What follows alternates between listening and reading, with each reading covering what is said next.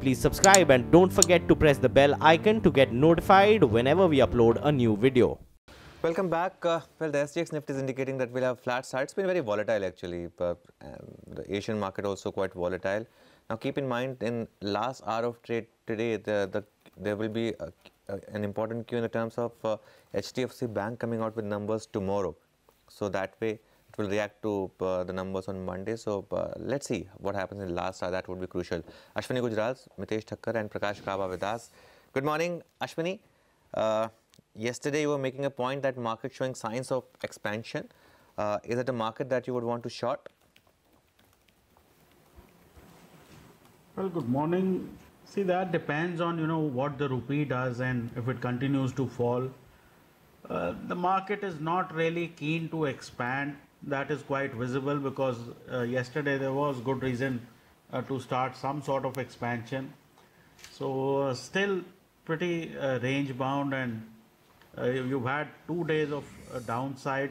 Today, if more downside, 15-20 points happens, probably you'll have a third day of downside, and that would make the market fairly ripe for a bounce back from 10,940, 950.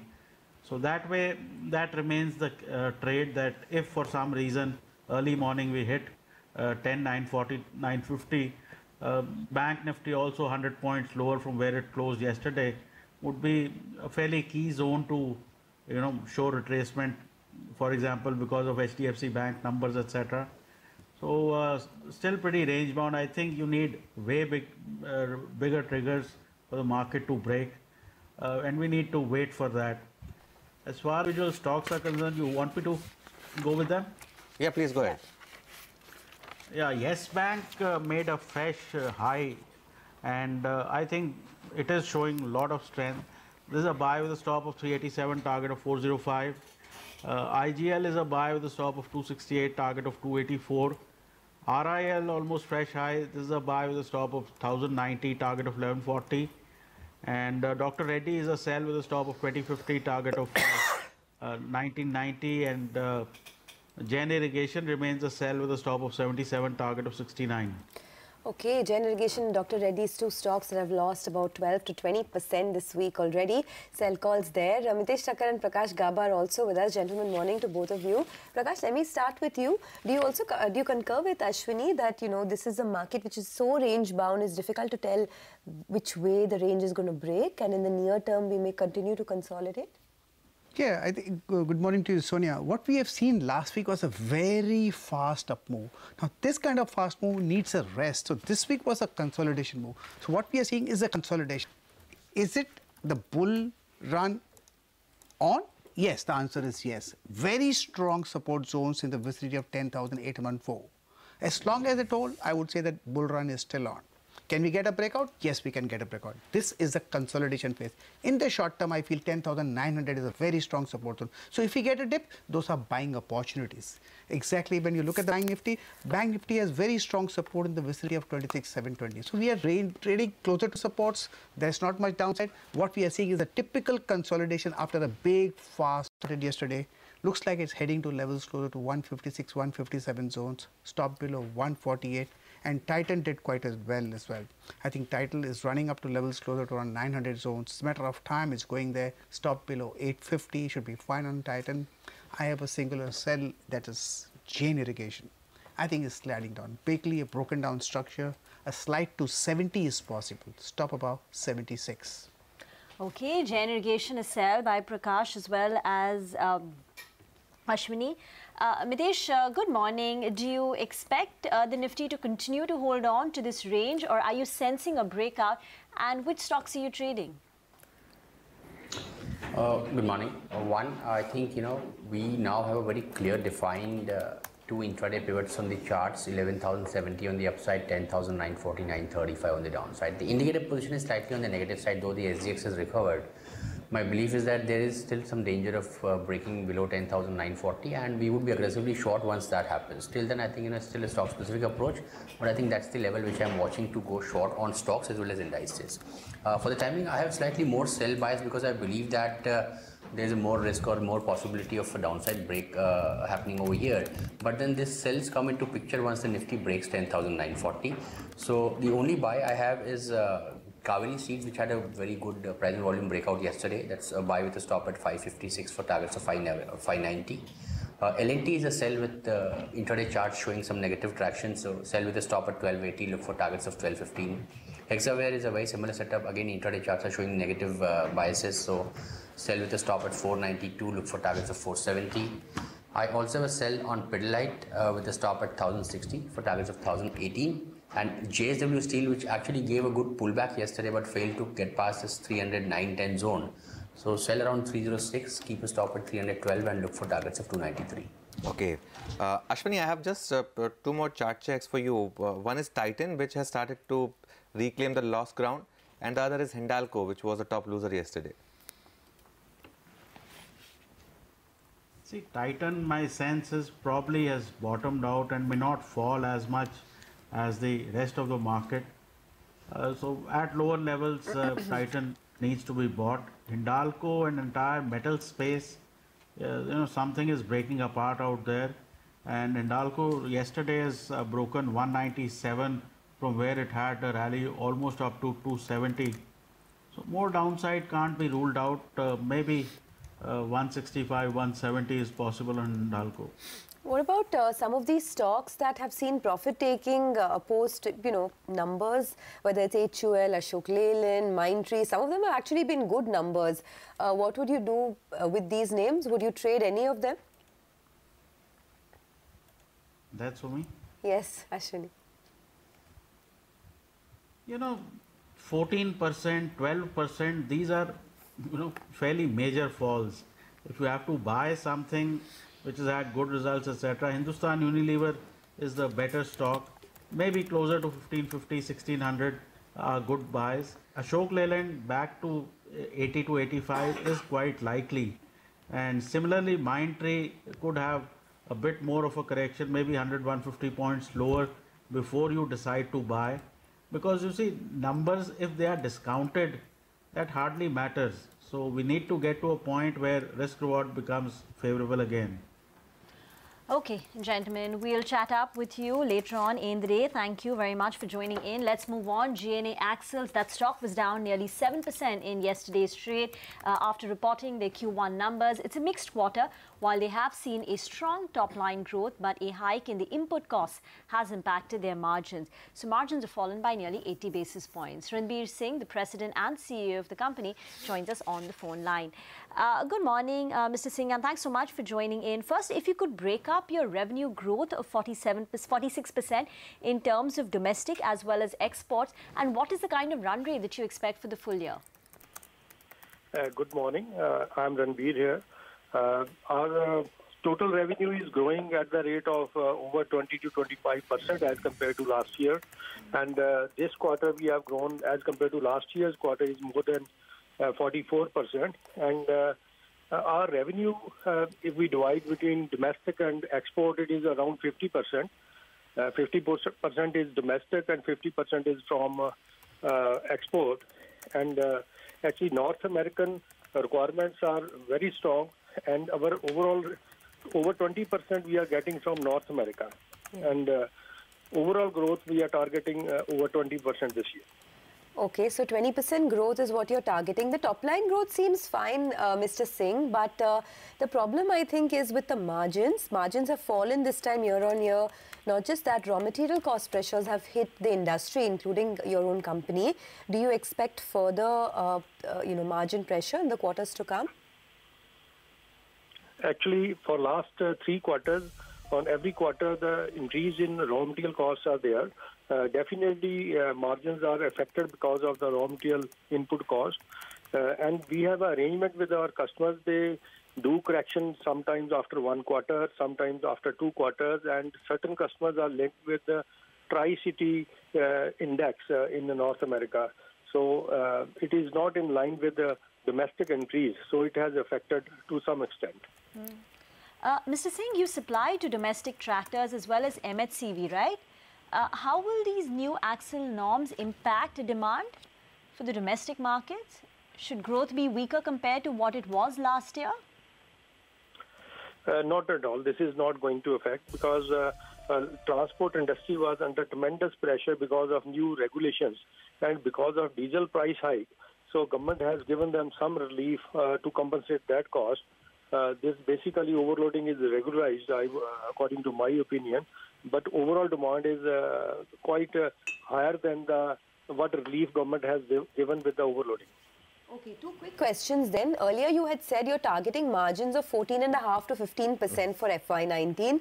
Will you hold on to that? And also your order inflows, you said that, you know, it had gone to 75 crores per month of orders. Have you seen it pick up further? Yes, there is an ongoing addition from North America and Europe, and it is giving us good growth in top line, and it is further growing on quarter-to-quarter basis.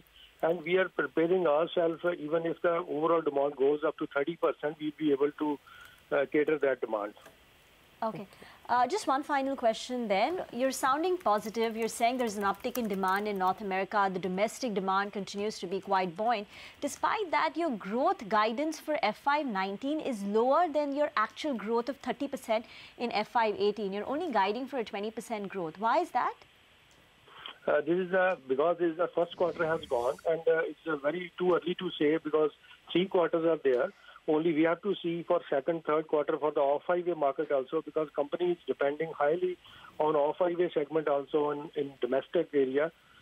So this is the completely bottom line is a lower side growth, but we are targeting 20-25%. But capacity-wise, we'll be prepared to go up to 30% also. Okay, so conservatively targeting 20% growth for FY19. Thanks, Mr. Singh, for joining us.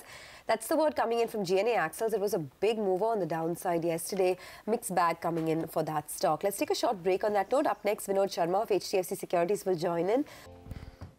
Welcome back. The SGX Nifty is mildly lower this morning, so down close to about 15 points as we speak, hovering around that 10,960 mark. It's been one day up, one day down this entire week, but for the week so far, the Nifty is only down about 0.5%. The problem is with the broader markets where the mid-cap index is down nearly 2%. VK Sharma of HDFC Securities joins in now. VK, good morning. How are you trading the index, both the Nifty as well as the Bank Nifty? Good morning. I think today both of these will be under pressure, and the vote of confidence will not be over by 6 p.m. So the markets will have to live with this same kind of information what they had yesterday. So our sense is one should wait, not because of this vote, but because of the fact that currency is weak. If the currency behaves and during the course of the day it strengthens, I would rather go long on the Nifty, irrespective of even if the vote doesn't happen before the market hours. So I'll look at the currency and go long. Otherwise, if the currency is weak, I will not go long in the indices for today, for at least. Okay, all right. So that's your strategy on the indices. But what about individual stocks? You have plenty of heavyweights on your list today. ITC, Hindalco, L&T. How do you trade them this morning?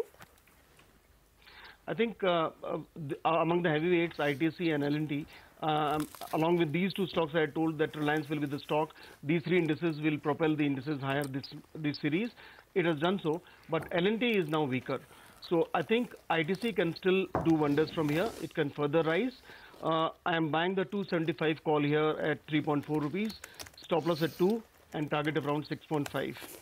L&T, on the other hand, is weaker, and there I am buying the 1240 put at around 15, stop loss at 8 and a target of around 28. Investors can, however, they do not sell it, but they can hold a protective put. Okay, on to your mid-cap picks then. Titan's been a big mover, rally close to about 3% yesterday. Go long on it? Yeah, Titan I'm going long, essentially because we've seen that the bottom put at around 15, stop loss at 8 and a target of around 28. Investors can, however, they do not sell it, but they can hold a protective put. Okay, on to your mid-cap picks then. Titan's been a big mover, rally close to about 3% yesterday. Go long on it? Yeah, Titan I'm going long, essentially because we've seen that the bottom, the stock has, after coming down for many days, it has now started going up. So I am although open interest has not been added, the stock was up 3%.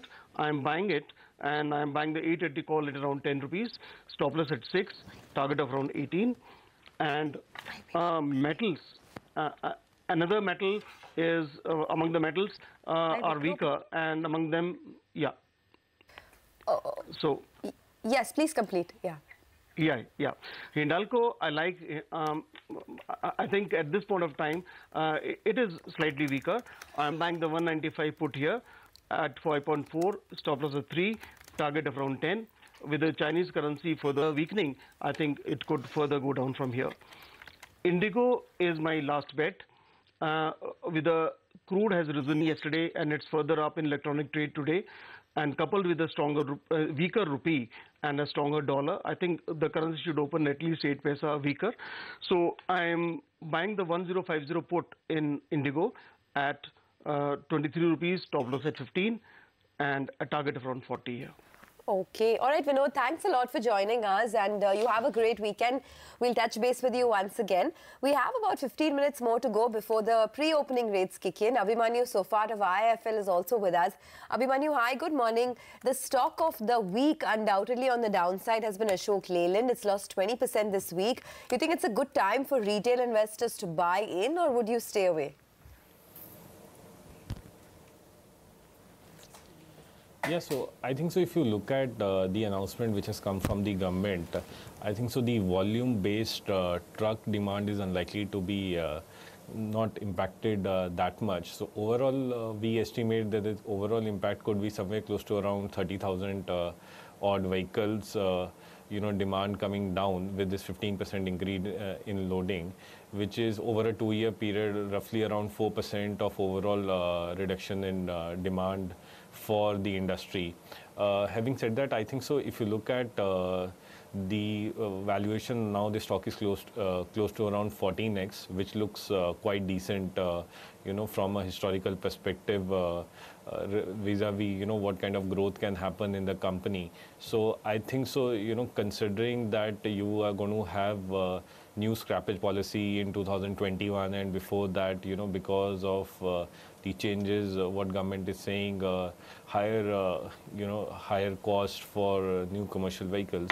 I think so the prospects going forward are quite decent for Ashok Leyland. So one can look at buying the stock in this correction, considering that there was some production related issues also in the last quarter. So going forward, there could be some market share gains for the company as well.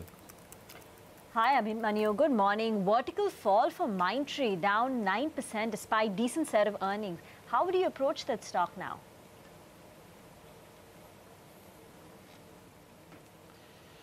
So I think so, it was quite weird that the management talked about a $20 million, to be put for CSR. The amount looked pretty high to us. So overall, if you look at the numbers, there was no issue in terms of the growth, significantly surpassing the estimates of the analysts. However, I think so people are quite concerned about this CSR spend which the company is talking about.